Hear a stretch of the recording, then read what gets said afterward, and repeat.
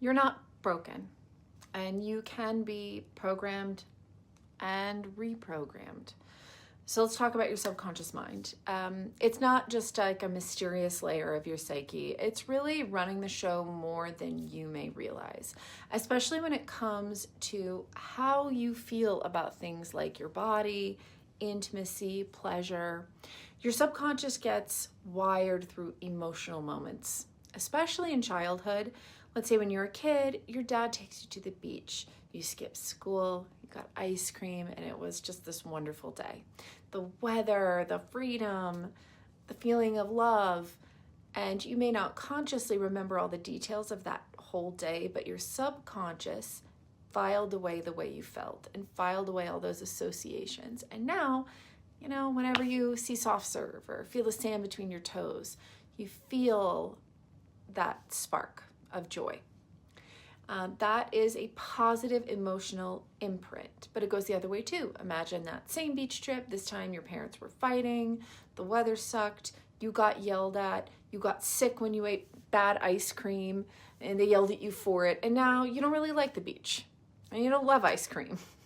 You don't know why, you just don't. That's your subconscious at work, quietly associating a sensory trigger with a buried emotional experience. And from your adult brain, that memory may seem small, but not a big deal, but your child brain didn't have that kind of logic. It only had that emotion. And emotion is how the subconscious encodes your memory. So this is why so many people feel stuck. Your conscious mind says, for example, I know sex is natural. I know my body is okay. I know I'm allowed to enjoy intimacy and that this is healthy and natural.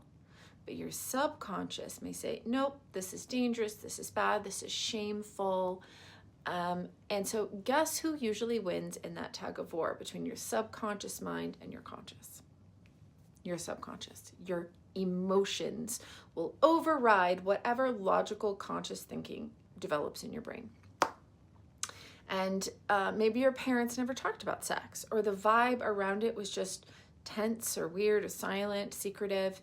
Maybe you accidentally walked in on them and got yelled at, and your little brain filled in the blanks with shame and confusion. Even if no one meant to hurt you, the emotional imprint landed. And if it's combined with a lot of other negative associations, then that can really stay. So fast forward to adulthood, you freeze during intimacy, you avoid conversations about sex, you shut down instead of being able to communicate how you feel, or maybe you don't even know how you feel because you can't even think about it. And then you feel shame on yourself for it. I should be past this, or I don't know why I can't talk about this.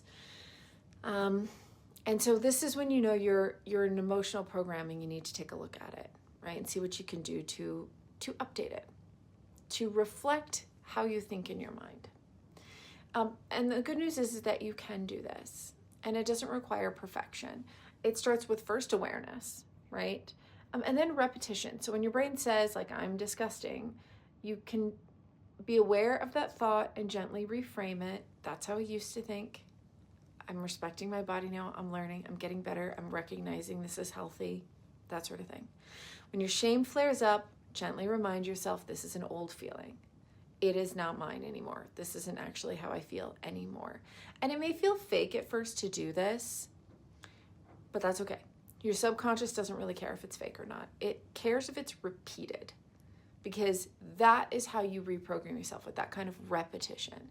This is why sex positive education, affirming voices, all these things matter, because these are the things that you are taking in.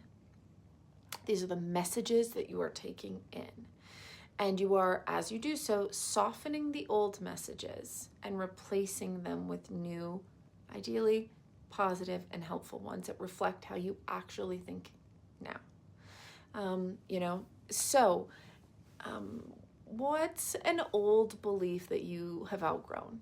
Even if your body hasn't caught up yet, drop it in the comments. Let's start talking about it.